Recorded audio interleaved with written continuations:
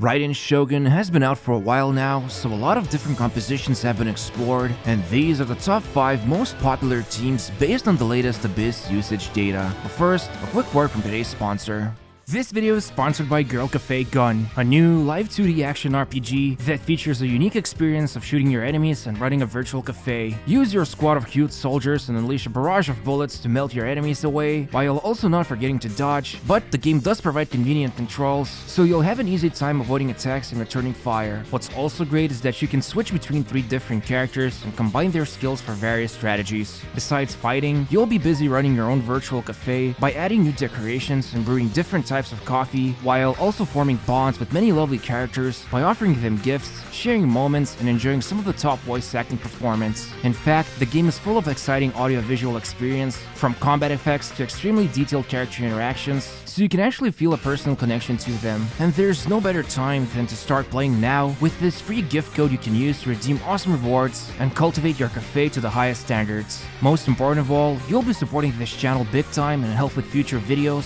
so make sure to use the link in the description below and download Girl Cafe Gun today.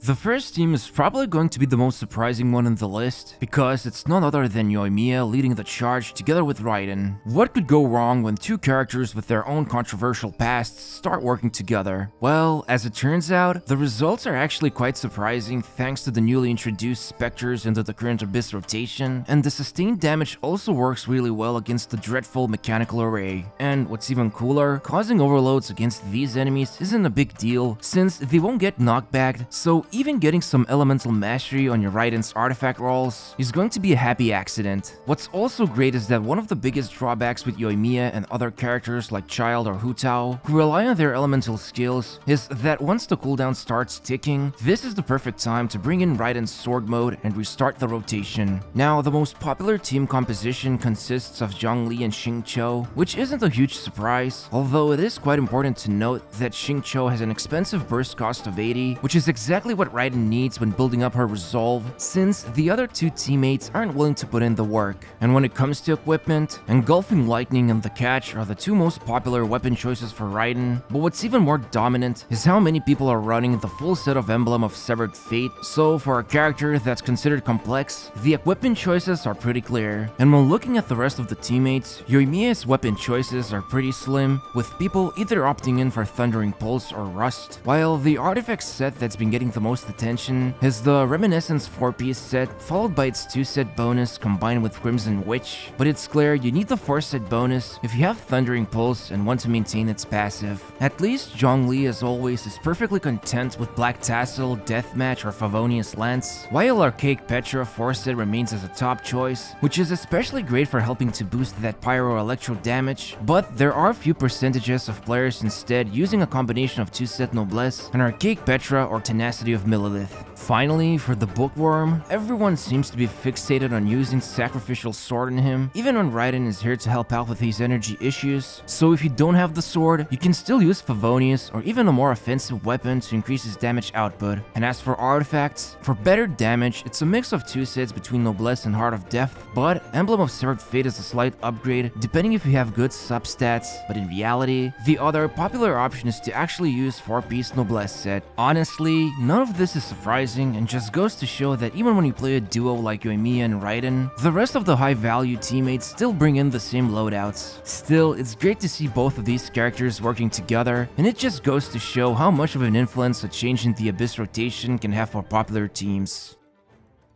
There's no better feeling when you can take your ultimate showcasing team and actually use it outside of those few glorious seconds when trying to capture the highest damage number. This is also a composition that heavily relies on how much you've invested into Raiden, because those buffs she will be getting have a pretty significant relationship with her own power level. So here's how the team works. You've got Kujou-Sara and Bennett with their attack buffs, while Kazuha plays a crucial role of shredding enemies' resistance, increasing team's electro damage, and grouping those suckers for Raiden's burst pumped full of steroids. Like seriously, you will feel the significance of each and every resource you put into Raiden, but this is also where the public outcry comes from the huge power gap between 0 and 3 constellations. However, it doesn't mean this comp is weak with C0 Raiden, and in fact, Abyss usage statistics suggests that players don't really care, because unless you're absolutely dedicated as a light spender or free-to-play player, realistically, you'll always just go for the unlock itself, not additional constellations, where they are reserved for baiting the whales in the most literal sense. Now, for alternative teammates, the only reasonable one would be Lisa substituting for Kujou Sara by using Thrilling Tales of the Dragon Slayers to simulate a similar yet inferior attack boost version of Raiden. But on the flip side, the Librarian does decrease enemies' defense by 15% when using her burst, and she can actually deal significant amount of damage if you choose to invest into her. And let's not forget she could also use the Force Set Noblesse to provide even more value. And it's also important to note Kujou Sara without her second constellation is cumbersome without her burst when trying to apply that attack boost, which is something to keep in mind if you instead decide to go for Lisa. Now for the equipment, it's pretty easy to make decisions for Kazuha because all you need is an Iron Sting, which the majority of players are using as the data suggests, while the stronger choice of course would be the Freedom Sworn, with a very small percentage of people opting in for either Sacrificial or Favonius swords. And obviously, he needs to have a 4-piece Viridescent Vernier on him. Now for Benny Boy, just slap onto him a sword with the highest base attack, unless of course you've managed to get your hands onto Festering Desire way back when it was available, since that's what a lot of players use.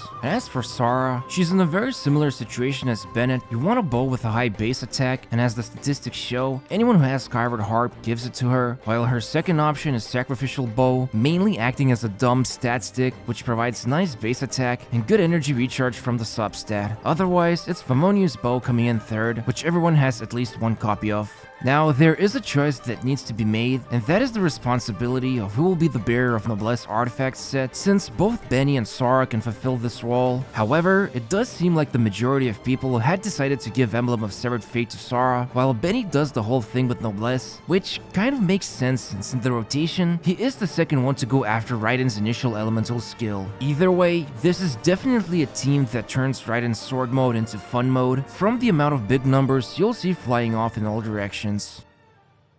It looks like whenever there's talks about strong team builds, Hu Tao always uses the chance to flex her powerful nickname composition. While calling this her composition would be a stretch, since she heavily relies on both Xingqiu and Zhongli to keep her alive and help her produce vaporize and charge attacks, so only one spot is left open, and this is where Raiden comes in by offering some great benefits for this team build that's been quite popular in the Abyss meta since Hu Tao first debuted. First of all, it's no secret anybody who plays Hu Tao can agree she sometimes has issues with her own energy burst uptime, so having Electro Archon help out with this is pretty significant. Not to mention, there's always going to be that cooldown you need to wait out on her elemental skill, so this leaves us with a perfect opening for Raiden to use her own burst. Also, because of the way Electro Charge works, both Hydro and Electro can coexist, and quite often when combining Xingqiu's swords with Raiden's elemental skill, Hu Tao will cause both Overload and Vaporize, so this helps with maintaining consistency and not lose out too much on overall damage performance. Still, the infamous knockback from Overload will work against you when facing off against certain enemies, so your mileage may vary depending on which floor you're at, but luckily, in a place that is filled with specters who could care less about knockbacks, this isn't much of an issue, hence why there's probably also a surge of increased usage for this team on this particular side of the floor. Now for the loadouts, what's been said on Yoimiya's comp pretty much applies here the same way to Xingqiu and Zhongli, while Hu Tao's top 3 weapon choices based on usage statistics are Staff of Homa, Deathmatch, and Dragon's Bane, and the most dominant artifacts on her is a 4-set Crimson Witch,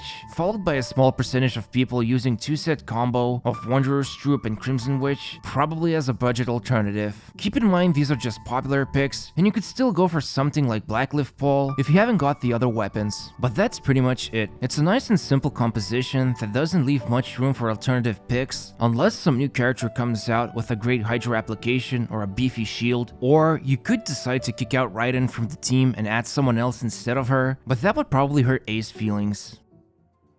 It didn't take long for the most obvious team comp to become widely used throughout the Abyss, and for a good reason too. Previously, Eula's biggest hurdle was her burst's cost, so Diona along with a sacrificial bow was her ideal duo partner, but now that Raiden is able to supplement those energy needs, the team got redefined quite drastically. What's also important to understand about this whole composition is that both Eula and Raiden share a significant chunk of their time on the field, unlike previously, where it was basically just the vengeful lady doing all the fighting. But the point is, this comp truly feels refreshing when sharing the hyper damage dealer responsibility between two characters. However, because of the amount of time it takes to pull off these rotations, misplays will be costly and bouncing back from it can be especially devastating against enemies that have invincibility frames or happen to be very mobile, so imagine how painful it can be to miss that Lightfall Sword explosion or Raiden's initial burst slash. But on the bright side, sustained damage is still pretty exciting, since you can fall back to Eula's physical attacks and cause easy superconducts thanks to Raiden's elemental skill. Now for the most popular configurations, you'll often see the trinity of Rosaria, Eula, and Electro Archon herself, while the last teammate remains as a flexible choice, but most of the time it's Zhongli or Bennett showing up with their godlike presence. Still, this doesn't mean Diona is entirely replaceable, since because of the current leyline disorder on floor 11, you pretty much got no other choice than to run together with the Cat Girl. Also, another great thing about Diona is that she can relieve Zhongli from defensive duties, and you can run another strong sub damage dealer in the team. And as for the most exciting part, the equipment choices are all pretty much straightforward. Eula's two most popular weapon picks are either Wolf's Gravestone or Song of Broken Pines, with Serpent Spine as the next candidate in the line, and there's a healthy divide between either running a full set of Pale Flame or its 2-set bonus along with Bloodstained Chivalry. For Rosaria, it's either Favonius Lance or Deathmatch depending on your energy needs, and then either a full set of Noblesse Oblige, which is highly recommended, but if you can't afford it, then it's the 2-set bonus mixed along with a Blizzard Strayer. And if you decide to go for Diona, then a refined sacrificial bow is the choice of the people, although you can also use Favonius, but you definitely want to run a full set of Noblesse as the usage stats suggest themselves. All in all, this is definitely one of the easiest team choices you'll ever have to go for if you have Eula unlocked, since not only does it offer quite a lot of flexibility thanks to Raiden's help, but it just so happens you don't have to pick between other high demand units, or at least not all of them. At this point, it doesn't take much to recognize one of the most popular team comps in the entire game, and it just so happens that Raiden works extremely well with it. This of course is the national team that's been known to be a composition that brings salvation to free-to-play players, while also managing to keep the whales entertained with expensive 5-star weapons and constellations. Now before players adapted Raiden to this team comp, you'd usually see in her place either Sucrose, who buffed the team's elemental mastery and provided awesome resistance shred, as well as some moderate grouping, or it was the Popsicle Boy who sprinkled some freeze and cryo infusions into the mix. But that's all in the past, or at least if you own Raiden. This comp has soared in the usage statistics and now dominates most of the Abyss thanks to its several strong advantages. The first and most important strength is that the often seen complaint about Raiden's potential locked behind constellations isn't that drastic when used in this team, since her damage, or at least her field time, isn't just her doing all the work but everyone contributing to it together. It's an extremely flexible team playstyle, and only Raiden truly needs to have some dedicated time to unleash her burst, so a misplay won't be the end of your rotation. Obviously, the other big thing is Xingqiu's and Xiangling's burst costs that help build Raiden's resolve faster, which in return allows her to refund those empty bars with lots of energy from her sword mode. Still, for some drawbacks, you'd be a fool if you tried to put someone else into this team, so the composition itself is pretty much set in stone, and you cannot really afford alternative teammates, not to mention you have to rely on everyone's quick swapping capabilities, which means you have to have resources invested into them. Luckily, since these 3 legendary friends are known to be some of the most popular choices in team building, it's quite likely they will already have their weapons, artifacts, and talents prepared. Speaking of which, the equipment choices have been covered in previous teams, and the only one left that we could talk about is Xiangling. Now for her weapons, previously the most popular pick, especially in national comp was Dragon's Bane, but if you happen to have Engulfing Lightning on Raiden, then you can easily give the catch to the chef because it provides her with a much needed energy recharge, which you still have to have at least 140% give or take, depending on how well you can perfect the rotation and what enemies you're going up against. But the other big thing is obviously going to be the passive itself, which works really well on her. Now for her artifacts, it seems like Emblem of Severed Fate and Crimson Witch are the most popular picks, which is interesting because even if Emblem set provides a slightly better edge in a lot of scenarios, not a lot of people are willing to spend their resin on a new set for Xiangling if they already had Crimson Witch on her, not to mention you have to worry about getting decent pieces of Emblem set on Raiden herself. But that's basically the National Electro Archon team in a nutshell. This is currently a composition a lot of players have chosen to use for the newest Abyss rotation, which can easily clear any side of the chamber and any floor, giving you a lot of freedom when using the second team. Instead of the usual character build you would expect to see, it just didn't really make much sense to create one because, in all honesty, you don't need 10 minutes explaining the obvious build everybody is going for, since you basically have one superb artifact set and a couple of polearm choices. So why not explore what everyone else is building and give you a better idea of how to compose a cohesive team together with Raiden, since we are using 3 more characters, and quite often, a composition or even a single character can affect another one's build, which is precisely why it's best to look at Raiden from team building perspective. If you enjoyed this type of build video, make sure to gently press the like button and don't forget to subscribe to the channel if you haven't already. Thanks and see you soon.